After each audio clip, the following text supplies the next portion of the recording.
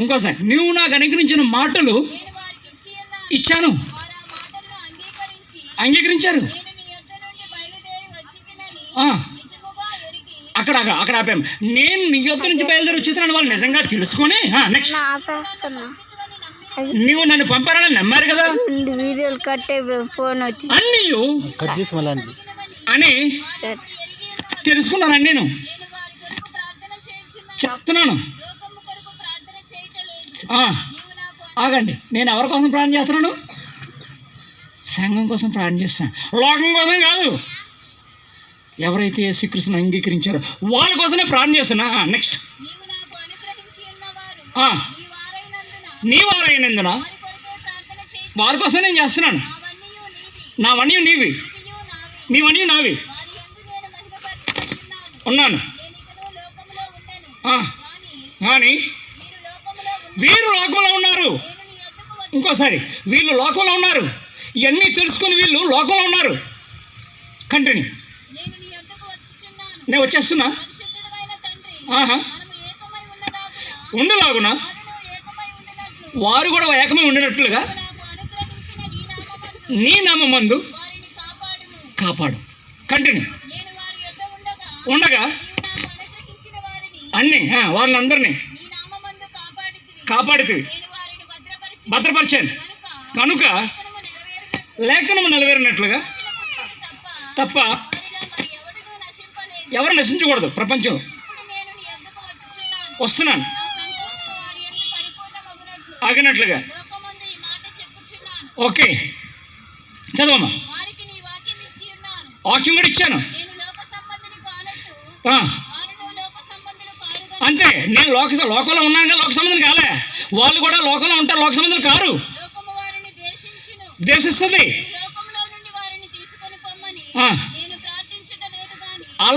వాళ్ళు ద్వేషిస్తుంది కూడా తీసుకొని వెళ్ళిపోమని అడగట్లే. దృష్టి నుంచి కాపాడు ప్రభు కానట్టుగా. సో అన్నిట్లు గమనించండి, నేను కానట్టుగా వాళ్ళు కారు, నేను అయినట్టుగా నేను అసలు చూసారా ఎలా కంపారిజన్? నేను వాళ్ళు ఈక్వలే అంటున్నాడు. కంటిన్యూ. సత్యమందు వాళ్ళు ప్రతిష్ఠించాను నేను, నీ వాక్యమే సత్యము ప్రకారముగా. ఇది పాయింట్. నువ్వు నన్ను ఎక్కడికి ఎలా పంపావో నేను కూడా వాళ్ళు ఎక్కడ పంపుతున్నాను? లోకంలోకి పంపుతున్నాను. కంటిన్యూ. చాలా వారు ఇప్పుడు చెప్పండి, యేసుక్రీస్తు ప్రభువారు చేసిన ప్రతి పని మనం చేయాలి, చివరికి చచ్చిపోవడంతో సహా, ఇంక్లూడింగ్ డెత్. అదే ఆ పదం అర్థం. ఈ గోధుమ గింజ భూమిలో పడి చనిపోతే తప్ప అది ఎక్కువ కాదు, ఫలించదు. చర్చిలు ఎక్కడ డెవలప్ అవుతుంది? అవదు.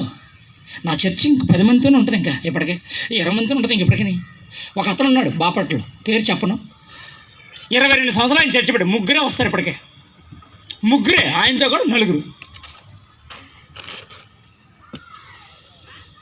ఏం జరుగుతుంది? ఏం జరుగుతుందంటాను?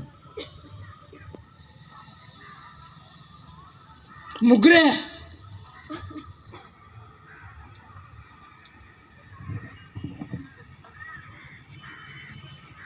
లోకములో ఉండి కూడా నేను లోకస్తుని అలా అవ్వలేదు. వాళ్ళంతే సత్యంలో ప్రతిష్ఠించే, వాక్యంలో ప్రతిష్ఠించే. వాక్యం అద్భుతంగా తెలిసిన వాళ్ళు అందరూ కూర్చున్న వాళ్ళు అద్భుతంగా చదువుతున్నారు, నేర్చుకున్నారు. ఎస్, అదంతా మనం ఏం చేయాలంటే రాస్తుంది అక్కడ, నువ్వు నన్ను పంపినట్టుగా వీళ్ళని నేను ఎక్కడో పంపుతున్నాను, లోకంలో పంపుతున్నాను. అదే సంఘం అంటే. ఈ సంఘంలో వదిలిపెడుతున్నాను.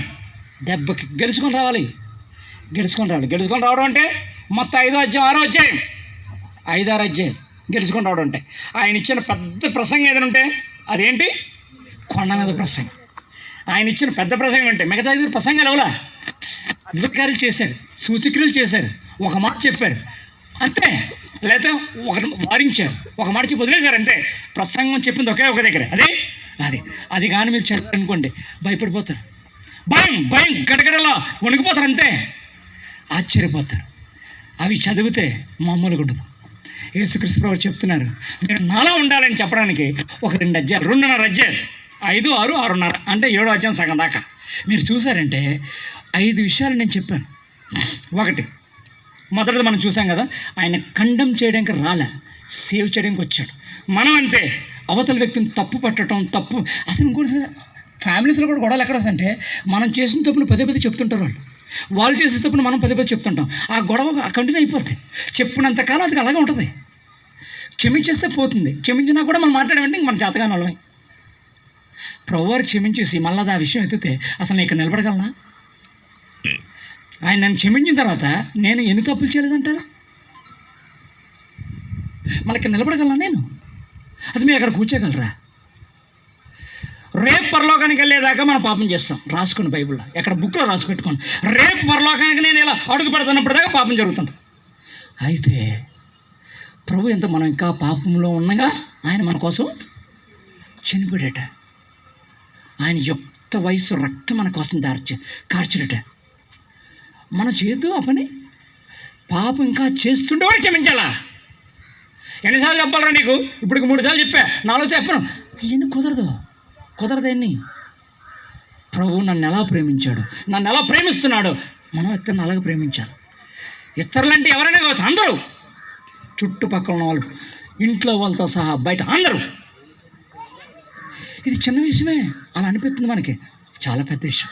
ఎప్పుడు పెద్ద విషయం?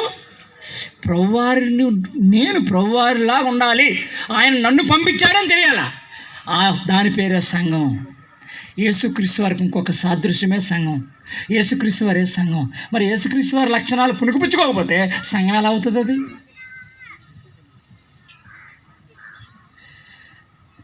మనం కొంచెం ముందుకెళ్తే క్లోజ్ చేయడం ట్రై చేద్దాం. మనకి అబ్రహాం ఇప్పటికే చూస్తున్న టైం అయినట్టుగా 2 విషయాలు చూస్తాం. ఏంటంటే ప్రభువారు చేసిన పనిలో సువార్తని మనం అరవకూడదు. సువార్తని చెప్పాలి. సువార్త అరవకూడదు. అరిస్తే సువార్త కాదు, చెబితే సువార్త. యేసుక్రీస్తు సువార్త ఎలా చెప్పారు చెప్పనా? 3. ఆయన ఎందుకు వచ్చాడట? సేవ చేయడానికి వచ్చాడా, చేయించుకునేందుకు వచ్చాడా? ఈ మాట అంటే కొంతమంది బాధపడతారండి, తప్పుగా అనుకోవద్దు. మనం ఎవరైనా సరే తగ్గించుకునేదానికి ఒక స్థాయి వచ్చేస్తుంది అన్నమాట. ఆ స్థాయి తర్వాత తగ్గించుకోం. మనం 10 మంది గౌరవించడం మొదలుపెట్టాక మనం తగ్గం. దేంట్లోనూ తగ్గం. తిండిలో తగ్గం, కూర్చునే ప్లేస్లో తగ్గం, బట్టల్లో తగ్గం, మాట్లాడే విధానంలో తగ్గం. కొంతమంది అసలు మాట్లాడం. ఏంటైనా మాట్లాడుతుంటా ఆగమని మనం మాట్లాడతాం. తగ్గం. అసలు ఒక స్థాయి వచ్చేస్తుంది. అసలు చాలాసార్లు 10 రూపాయలు వచ్చేస్తాయి. వచ్చినాక అసలు మాట్లాడడం ఎవరితో నేను ఓ 10 రూపాయలు కళ్ళ చూస్తాం. ఈ మధ్యకాలంలో అసలు మాట్లాడడం, అసలు వాళ్ళ గురించి మాట్లాడడం ఎత్తాం, వాళ్ళు జోలేస్తాం, వాళ్ళ దగ్గరికి వస్తే పట్టించుకోం. దేవుడు అంటున్నాడు చాలా దారుణమైన మాట, చచ్చిపో, డన్ లివ్, డన్ మల్టిప్లై, చచ్చిపో. విచిత్రంగా ఉంది పదం. నేను చచ్చిపోయాగా, మీరు చచ్చిపోండి. అప్పుడే 10 మంది నీ ఎమ్మడి వస్తారు, 10 మంది నీ గురించి తెలిసింది, 10 మంది దేవుని వాక్యం వింటారు. మనం ఏ విషయాలు చనిపోవాలి? ప్రతి చండాల లోకస్తులు కూడా అన్నిటికీ చనిపోయి ఉండాలి. మనం ఏది మనకు 2 చోట్ల మనకు జీవం ఉంది. ఒకటి దేవుని స్తుతించే విషయంలో, నెంబర్ 2 దేవుని ప్రార్థించే విషయంలో. మిగతా అన్ని విషయాలు చచ్చిపోండి. కోప్పడితే నీకు వినపడకూడదు, తిట్టుకుంటే నీకు వినపడకూడదు. చచ్చినోడికి ఏం వినపడుతుంది? ఒక డెడ్ బాడీకి పెట్టండి, నేను తెగ తిడతాను, ఏమైనా వినపడుతుందా? వినపడదు. అది చనిపోవడం అంటే. యాకోబు భక్తుడు ఇంకా అద్భుతంగా చెప్పాడు. యాకోబు భక్తుడు చాలా గొప్పగా చెప్తాడు. పాపం విషయంలో మనం మరణించేవారు, చనిపోయాం.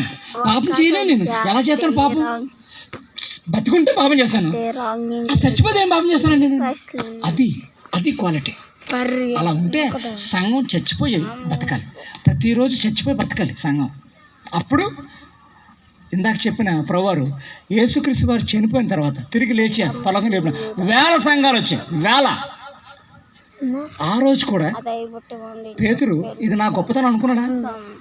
ఈ రోజుల్లో నేను వాక్యం చెప్పాను అంత మా రక్షణ బదులు అనుకుంటున్నారు కానీ జనాలు. పేతురు ఇప్పుడు అనుకోలేదు. ఒకసారి 3000 మంది, ఒకసారి 5000 మంది, ఇంక వేలే. ఇది నా వల్ల అని అనుకోలేదు. ఎవరు అనుకోలేదు? అపోస్తులు ఎవరు అనుకోలేదు.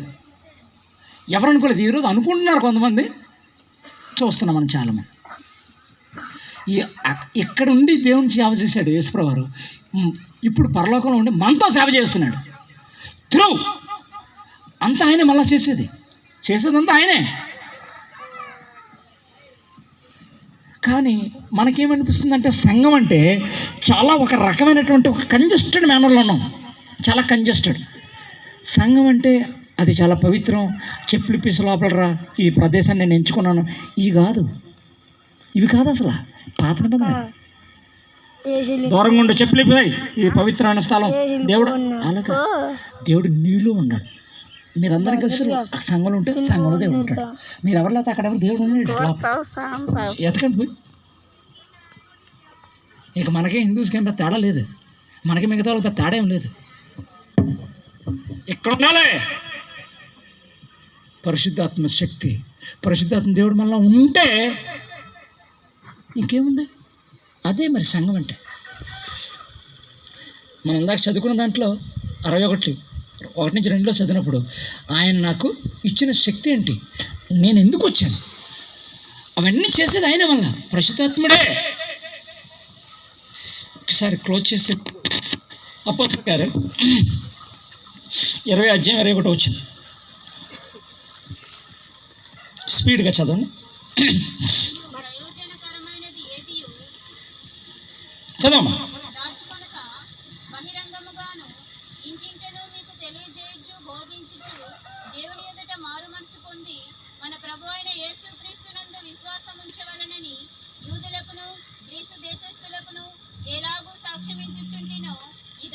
ఎలాగూ చెప్పుచున్నామా, సాక్షిస్తున్నానా?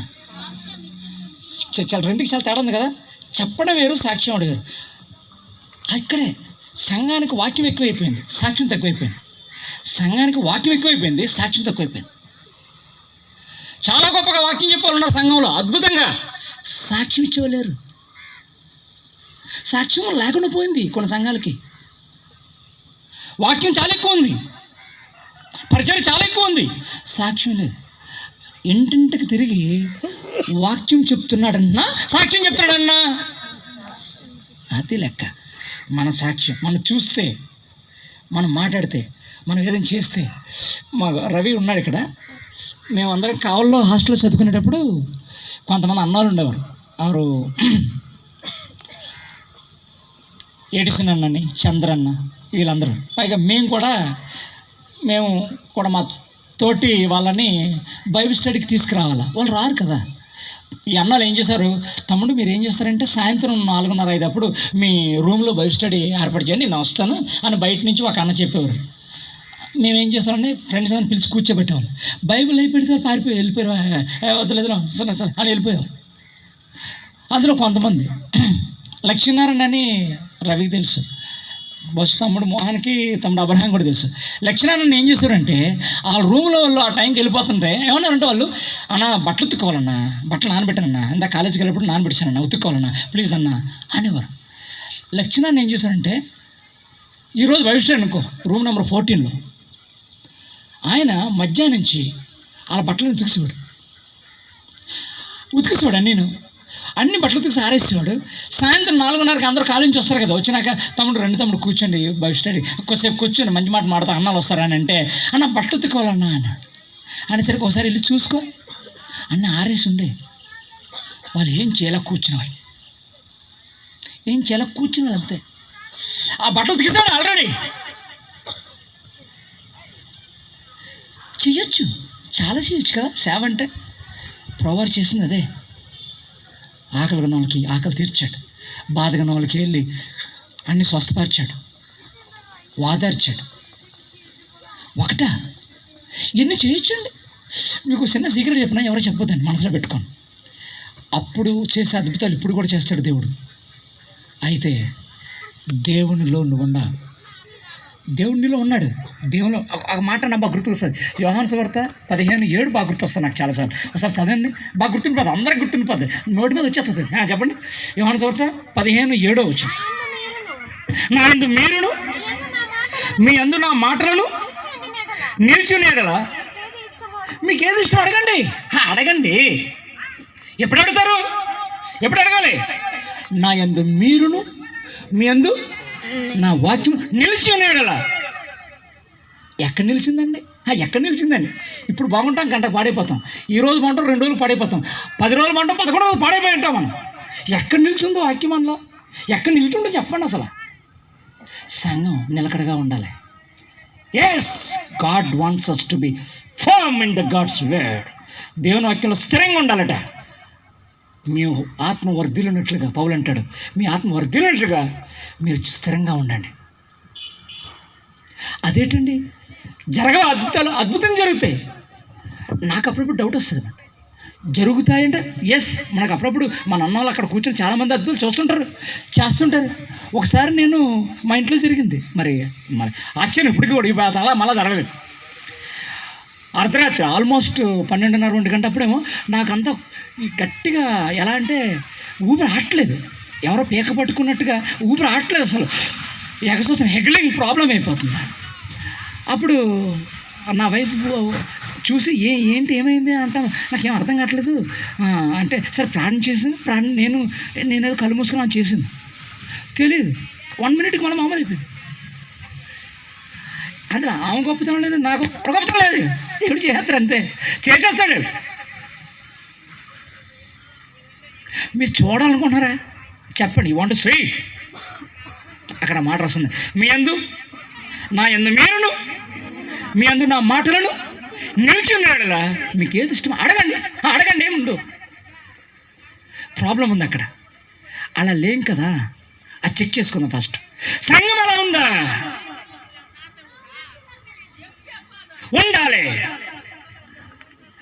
నాకు ఇప్పటికీ ఆశ్చర్యం అంటే, ఈ ప్రాంతంలో నాకు ఎందుకనో పరిశుద్ధాత్మ దేవుడు చాలా గొప్ప ఇది ఇచ్చాడు. ఇక్కడున్న ప్రతి ఒక్కరూ అద్భుతమైనటువంటి సేవ చేస్తారని అనిపిస్తుంది. సేవ చేస్తారు, మీరు చేస్తారండి. నాకు సాఫిస్టిక్ ఇచ్చాడు.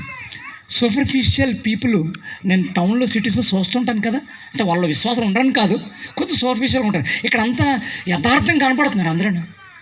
ప్రభుని అట్లే చూపించండి, దించాలట్లే. మనలో దేవుడు దిగాల, చూపించాలి. మన సాక్ష్యం ద్వారా దేవుడు కనపడాలి అంతే బయటికి. మన మాటలు, మన తగ్గింపు, చచ్చిపోదాం, చావటమే. ఏ రకమైన లోక పనికి మనం చచ్చిపోయినాం. ఇంట్లో తిడితే ఎందుకు అంతలో కోపం వచ్చేస్తుంది నీకు? వద్దు అసలు. ఎవరన్నా ఏమనంటే పట్టించుకోవద్దు అసలు. నిన్ను శ్రమలో పాలు చేసిన ప్రాణం వాళ్ళ గురించి. అందుకే ఒక మాట చెప్పాను, మొత్తం 5వ అధ్యాయం అంటే ఏముంటుంది అక్కడ? ఒక 3 విషయాలు చెప్పేసి ముందుకెళ్ళిపోతాను. ఏంటి మొదటి విషయం ఏంటి అక్కడ? బయట ఫస్ట్ అంతా ఆత్మ గురించి చెప్తారు ఆయన, తర్వాత అంతా అవయవాల గురించి చెప్పాడు ఆయన, ఆ తర్వాత అంతా ప్రార్థన గురించి చెప్పాడు ఆయన. లైన్కి రండి. ఆ తర్వాత వ్యవహారం గురించి చెప్పాడు బయట. ఏంటి వ్యవహారం అంటే, మీ నీతి చెప్పాలా? మీ నీతి శాస్త్రం నీతి కంటేను, పరిచయం నీతి కంటేను అధికంగా ఉండాలట. అంటే బయట ఉన్న వాళ్ళు మనకంటే బెటర్గా ఉన్నారు కదండి. బయట ఉన్న వాళ్ళు చాలా బెటర్గా ఉంటారు కదా. మనమే బెటర్గా ఉండాలి. మన నీతట శాస్త్రం నీతి కంటేను, పరిచయం నీతి కంటే అధికంగా ఉండాలట. అక్కడికి అయిపోలే. క్షమించేదానికి పదం ఆడాడు. ఏంటి? నీ సహోదరుడు నీ ఎడలో తప్పజం చేస్తే నువ్వెళ్ళి క్షమాపణ చెప్పాలి. ఇది భలే ఉందే. నా పట్ల ఎవరో తప్పు చేస్తున్నాడు, ఆడు నేనెళ్ళి సారీ చెప్పాలట. తప్పు చేసింది వాళ్ళు కదా, వాళ్ళ రూల్ ఏంటి, బయట లౌక్యం ఏంటి, సోషల్ పాలసీ ఏంటి, మామూలు బయట ఆడు తప్పు చేస్తే వాడు సారీ అనాలి. కాదట, నేనెళ్ళి సారీ చెప్పాలట. అది బైబుల్. ఎంత హైయెస్ట్ చూడండి సరే, ఎంత ఉన్నతమో. ఇంకేంటండి, ఇంకెక్కడైనా గొడవ వస్తాయా?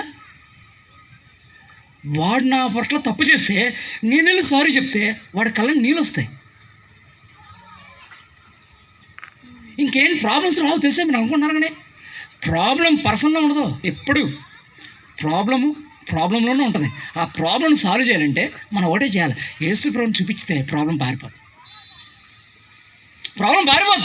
ప్రభుని చూపించాలి. మనం చూపించకూడదు, దరిద్రంగా ఉంటుంది. మనం చూపించుకుంటే చాలా దరిద్రంగా ఉంటుంది. దేవుని చూపించాలి, పరిగెట్టేస్తుంది, అంతే. ప్రాబ్లం ఉండదు. అక్కడ నాకు భయం వేసింది. నా సహోదరుడు నా పట్ల తప్పని చేస్తే నేనే సారీ చెప్పాలట. వ్యభిచారం గురించి ఒక మాట అనేసాడు. ఏమండి, మీకు తెలుసు కదా, ధర్మశాస్త్రంలో రాసుంది. ఏమని రాస్తుంది? వ్యభిచరించకూడదు అని రాస్తుంది. ఇక్కడేముంది? మోహపు చూపులు చూస్తేనే 5:27 మోహపు చూపులు చూస్తేనే వ్యభిచారం చేస్తే దరిద్ర కొట్టాడా? మోహపు చూపులే దరిద్రం, వాడు దరిద్రం. అది ఎంత ఉన్నతం, ఎంత ఉన్నతం. ఏ కొలమాను చేసేదాకా పోయారు.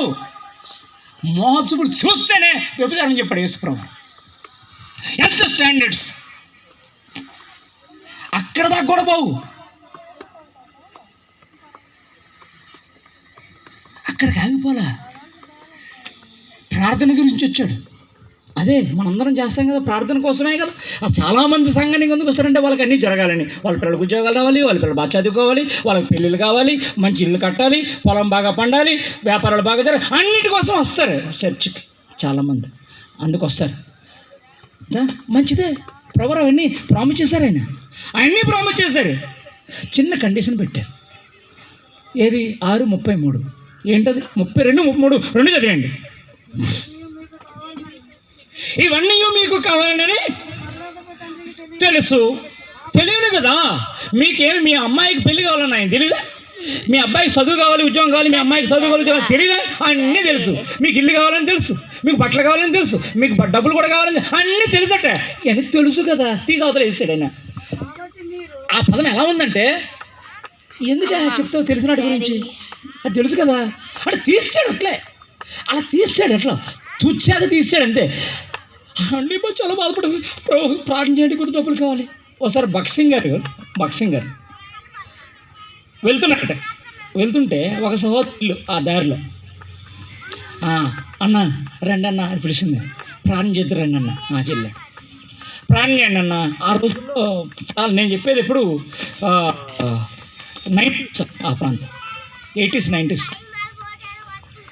అయ్యా 16 రూపాయలు కావాలి, నా కొడుకు ఫీజు కట్టాలి, ప్రార్థన చేయను ఆయన అని.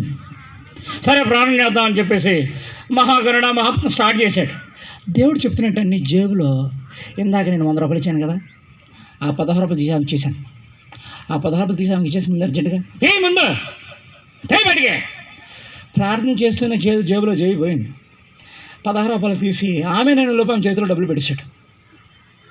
అప్పుడు ఆమెను అన్నాడు, అమ్మ దేవుడు డబ్బులు ఇచ్చాడు, దేవునికి స్తోత్రం అని.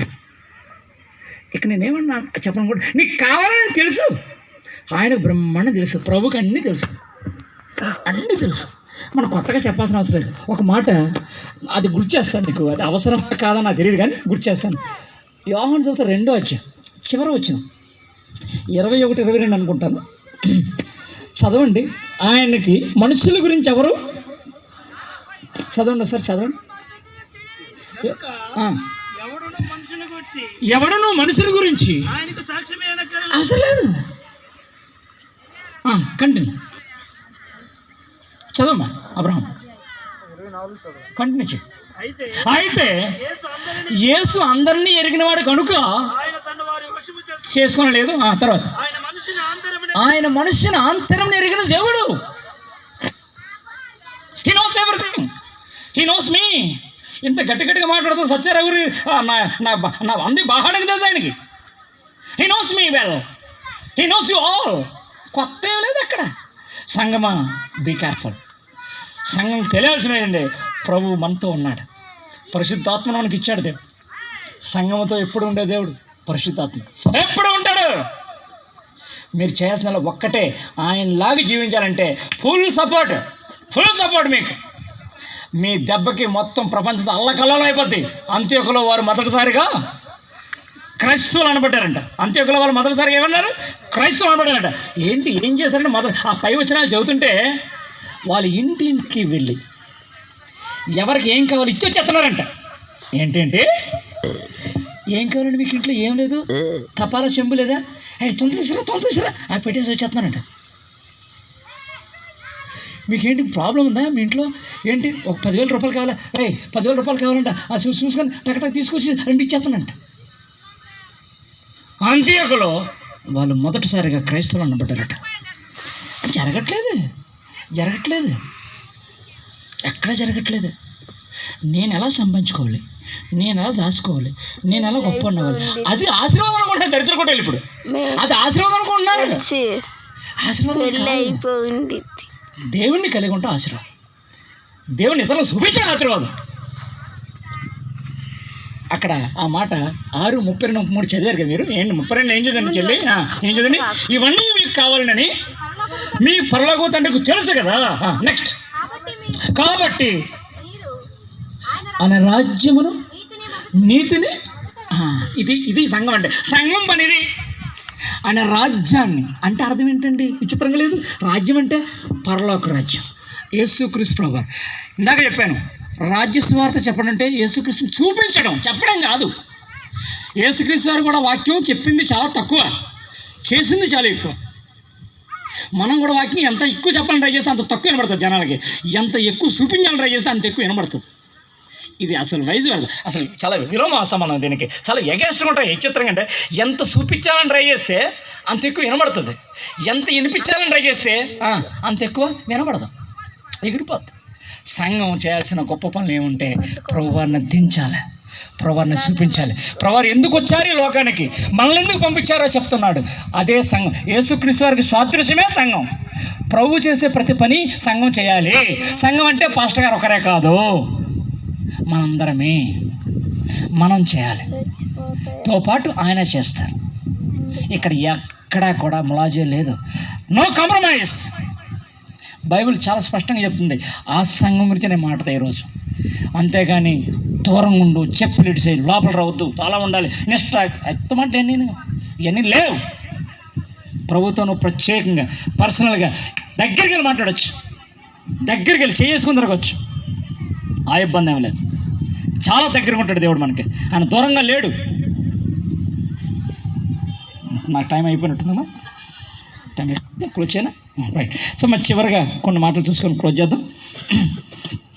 సంఘం ఇంకో పని కూడా చేస్తే బాగుంటుంది కదా. లూకా 4:43 ఒకసారి గుర్తు చేసుకుందాం. చేయాల్సిన మొట్టమొదటి పని యాక్చువల్గా మనం అనుకుంటాం, అది జరగదు జనరల్గా. ఇప్పుడు చెప్పిన మాట ఇంకోసారి గుర్తు చేస్తాను. 4:43 చదువుతాను. లూకా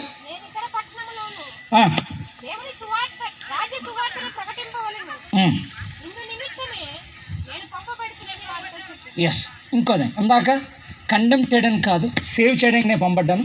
రెండవది జీవం ఇవ్వడానికి నేను పంపడ్డాను. మూడవది ఇప్పుడు మనం ఏం చేస్తున్నాం? స్వార్థ ప్రకటించాలి. స్వార్థ ప్రకటించడం అంటే పై రెండు చేయటమే, క్షమించటం, వాళ్ళకి జీవం అలాంటి చూపిస్తే స్వార్థ జరిగిపోద్ది, ఆటోమేటిక్ జరిగిపోద్ది. స్వార్థ సపరేట్గా చెప్పాల్సిన పనిలే. మనందరం ఒక్కొక్క స్వార్థ పత్రిక, మనం ఒక్కొక్కరు ఒక గాస్పల్. ఒకరు యోహాను సువార్త, ఒక లూకా సువార్త, ఒక మార్కు సువార్త, ఒక మత్తయి సువార్త, అంతే మనందరమే. నేను ఎక్కడుంటే ఎక్కడ యోహాను సువార్త ఉన్నట్టు, మీరు ఎక్కడుంటే ఎక్కడ మత్తయి సువార్త ఉన్నట్టు, అంతే. అది స్వార్థ వచ్చేస్తుంది.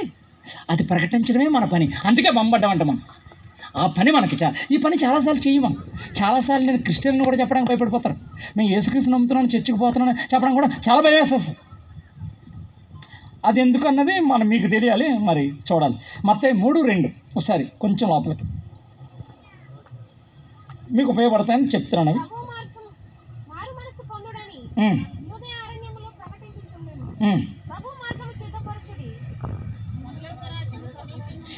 అప్పుడప్పుడు ప్రకటించాలి కూడా, మన జీవితంతో చెప్తూ అప్పుడప్పుడు కొన్ని ప్లేసుల్లో ప్రకటించాలి కూడా. అలాంటి మారు మనసు పొందిన మంచి జీవితం కలిగిన వాళ్ళు ప్రకటిస్తే జనాలు వింటారు, బ్రహ్మాండంగా వింటారు. వాళ్ళందరూ చూసినప్పుడు ఈయన పేతురు కాదా, ఈయన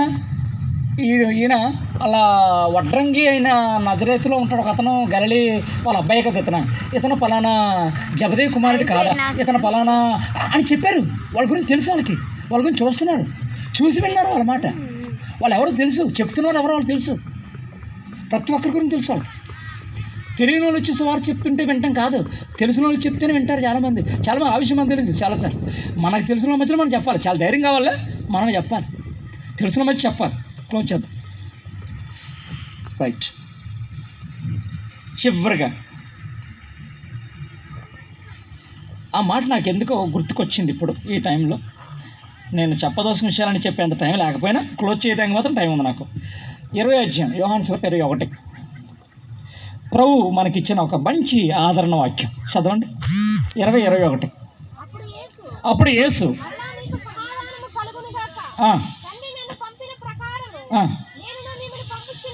పంపుచున్నానని చెప్పాను. ఆ. మీరు ఎవరి పాపములు క్షమించురో వారి పాపములు క్షమింపబడును. ఏంటి అంత పవర్ ఇచ్చాడండి? ఆఖరిగా ఆయన చెప్తున్నాడు, ఇదిగో 20:21 మనం చదివినట్టు గుర్తుపెట్టేసుకోండి. ఇదిగో మిమ్మల్ని నేను పంపుతున్నాను, మిమ్మల్ని రెడీ చేసి సీమోను గారు సంఘం నుంచి ఊర్లోకి పంపుతున్నారు, పనిలోకి పంపుతున్నారు. మీ మీద పరిశుద్ధాత్మ ఉన్నాడు, మీలో పరిశుద్ధాత్మ ఉన్నాడు. మీరు ఒకరిని క్షమిస్తే వారు క్షమించబడతారు, మీరు ఒకరిని దీవిస్తే వాళ్ళు దీవించబడతారు. అంత శక్తి ఉంది మనకి, ప్రభు శక్తి అది. ఆఖరిగా ఒకసారి నేను ఒక మీటింగ్కి వెళ్ళినప్పుడు ఎవరో ఒక అన్న చెప్పారు, గుర్తుంది నాకు, ఇంకొక సంఘం గురించి మాట్లాడుతూ, నీరో చక్రవర్తి గురించి మీకు చాలా పాస్టర్ గారు చెప్పుంటారు, వినే ఉంటారు. నీరో చక్రవర్తి ఏమండి, విన్నారా? నీరో చక్రవర్తి అంటే ఎవరు? రోమాలో క్రూరుడైన చక్రవర్తి. ప్రపంచ చరిత్రలోనే అంత క్రూరుడు ఎవరు లేరు. యూదుల్ని చంపడంలో జర్మనీ హిట్లర్ ఎంత క్రూరుడు, క్రైస్తవుల్ని చంపడంలో నీరో చక్రవర్తి అంత క్రూరుడు. క్రైస్తవుడు అంటే చంపేడే వ్యవస్థ. మనం ఆడుకుంది, మనం మిగతా అసలు మనం ఆడుకుంది. ముందు చంపేసే. యేసుక్రీస్తు నమ్ముతున్నాడు, వీడు ప్రార్థన చేస్తున్నాడు, వీడు పలానా దగ్గరికి వెళ్ళి వాక్యం విన్నా అంటే చంపేడే ఫస్ట్. ఆడొకసారి మంచి ప్లాన్ వేసారు, అదంతా కూల్ ప్లేస్ కదా, అది మీరందరూ విన్నదే. చాలా కూల్, మంచి పడుతుంటుంది, మంచు కురుస్తుంది, అంత కూల్ ప్లేస్, అంత మంచి ప్లేస్ అది. ఇది కూడా మీకు తెలుసు, కొత్తదని అనుకోవట్లే, మీకు తెలిసిందే చెప్తున్నాను, గుర్తు చేసి క్లోజ్ చేద్దాం. దాంట్లో డబ్బులు ఉంది. రోజుకి సైనికులు అందరూ వెళ్ళి ఎవరెవరు చర్చిల్లో ఉన్నారో అందరూ లాక్కొచ్చేస్తున్నారు. ప్రార్థన చేసుకుంటాం, దొంగతనంగా ఎక్కడ ప్రార్థన చేసుకున్న వాళ్ళని, చర్చికి వెళ్తున్న వాళ్ళని, ఏమన్నా ఎక్కడ వాకింగ్ చెప్తున్న వాళ్ళని సంచులు పట్టుకొని తిరుగుతారు చూడు మన పాస్టర్ గారు లాగా, అందరూ లాక్కొచ్చేస్తున్నారు. లాక్కొచ్చేసి అందరినీ నైట్ ఆ మంచులో వేసేస్తున్నారు. దానికి కాపలా వేస్తున్నారు. అంత సైనికులందరూ ఆ బిల్డింగ్ కింద ఉండి కాపలా కాస్తున్నారు. ఎవడైనా వచ్చాయంటే కాల్చిపారేడు, మంచులో ఉండాలి తెల్లారిదాకా. ఆ మంచులో చచ్చిపోతాడు, మంచు పడుతుంటుంది, అందులోనే అలా చచ్చిపోతాడు, అంతే. అలా చంపేస్తాడు అనమాట. చాలా క్రూరంగా చంపడం అంటే చలికి గడగడమని చచ్చిపోవడం. రోజు కనీసం ఒక 1000 మందిని చంపుతున్నాడు. రోజు ఇలాగే జరుగుతుంది. ఎవరైనా సరే, అయ్యా నేను వద్దయ్యా, నాకు దేవుడు వద్దయ్యా, నాకు యేసుక్రీస్తు వద్దయ్యా అంటే సరే వెళ్ళి తొందరగా మంట కాదు పెద్ద మంట వేసి ఉంటుంది, వెళ్ళి మంట దగ్గర నిలబడి కొద్దిసేపు అయిపోవచ్చు. అన్ని ఏర్పాట్లు చేశాడు. నాకు యేసుక్రీస్తు వద్దు, యేసుక్రీస్తు దేవుడు కాదు, నాకు వద్దురా బాబు అంటే మంట వెళ్ళి కాసుకొని వెళ్ళిపో. నాకు యేసుక్రీస్తు నిజం దేవుడు నేను అంటే అక్కడ పడేస్తాడు, చచ్చిపోతాడు. ఇది జరుగుతున్న సంగతి. ఇది బాగా విన్నారు, 2-3 సార్లు మీరు ఉంటారు, 3వ సారి విన్నాను నా దగ్గర. ఒకరోజు అలా సైనిక అధికారితో ఒక అతను మాట్లాడుతున్నాడు. అయ్యా ఈరోజు నా బదులు ఇంకొకరిని డ్యూటీలో పెట్టుకోండి అయ్యా అంటున్నాడు. ఈ గాడు, ఆ కాపలా కాసే గాడు, ఈరోజు నా బదులు ఇంకొకరిని డ్యూటీలో పెట్టుకునే. ఏమైంది అన్నాడు. లేదులేయ్యా పెట్టుకోండి అన్నాడు. కాదు ఏం చెప్పండి. నేను అక్కడ ఉండాలి కదా ఈరోజు, నేను ఆ చెల్లో ఉండాలి కదా ఈరోజు. ఏమైందండి? నేను యేసుక్రీస్తు నమ్ముకున్నానయ్యా. ఒక్క తంటే అక్కడికి వెళ్ళి పడ్డాడు. ఎందుకలా అన్నాడు. అయ్యా నేను ప్రతిరోజు ఇక్కడ కాపలా కాస్తుంటే వాళ్ళు చనిపోతున్నారు, దేవత చూసి వాళ్ళ ఆత్మ తీసుకెళ్ళిపోతున్నాయి. ఆడ కింద పట్టడం లేటు, దేవదూతలు పరలోకం నుంచి వస్తున్నారు, వాళ్ళు తీసుకెళ్ళిపోతున్నారయ్యా. అది నాకు కావాలి, అది కావాలి నాకు, పరలోకం నాకు కావాలి, నాకు వద్ద ఈరోజు మా బదులు వేరే వాళ్ళు డ్యూటీలు పెట్టుకోండి అని చెప్పాడు. ఆశ్చర్యపోయాడు. నేను ఈరోజు సంఘాన్ని క్వశ్చన్ అడుగుతాను, మనకు అది కావాలంటే మనం చచ్చిపోదాం. Are you ready to die? ఈరోజు మనం చచ్చిపోవడానికి సిద్ధం. ఎలాంటి విషయం? నాకు దేవుడు కావాలి, యేసుప్రభు ఉంటే నాకు చాలు. డేవిడ్ లివింగ్స్టన్ అంటాడు, ఆయన సౌత్ ఆఫ్రికా వాళ్ళ మధ్యకి సేవ చేయడానికి వెళ్ళాడు, అందరికి తెలుసు. ఆయన అడవుల్లో వెళ్తున్నప్పుడు కన్ను కూడా ఒక చెట్టుకి కన్ను ఊడిపోయింది, అట్లా చెయ్యి ఒక పులొచ్చి ఎత్తుకోపోయింది, అసలు అలా కొరుక్కొని వెళ్ళిపోయింది చెయ్యిని. ఆయన ఒక యూనివర్సిటీలో పిలిచారు మాట్లాడమని పిలిస్తే ఇలాగా కంబలు కప్పుకొని వచ్చి మాట్లాడుతున్నాడు.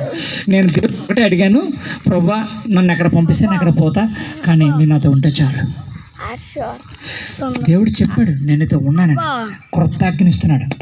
నేను నిన్ను ప్రేమించినట్టుగా మీరు ఇతరులు ప్రేమించండి. సంఘం విభత్సంగా చెందుతుంది. ప్రతిష్ట రోజు నేను ఈ మాట ఎందుకు దేవుడు చెప్పేస్తున్నాడంటే, ఇంకో ప్రతిష్ట కల్లా 4-5 ప్రతిష్టలు జరగాలి. కళ్ళు మూసుకొని ప్లాన్ చేసుకో. పులిహోర. మీలో ఎవరైనా మరి ప్రేరేపించబడిన వారు ప్రార్థన చేసి ముగించవచ్చు, ఇబ్బంది ఏం లేదు.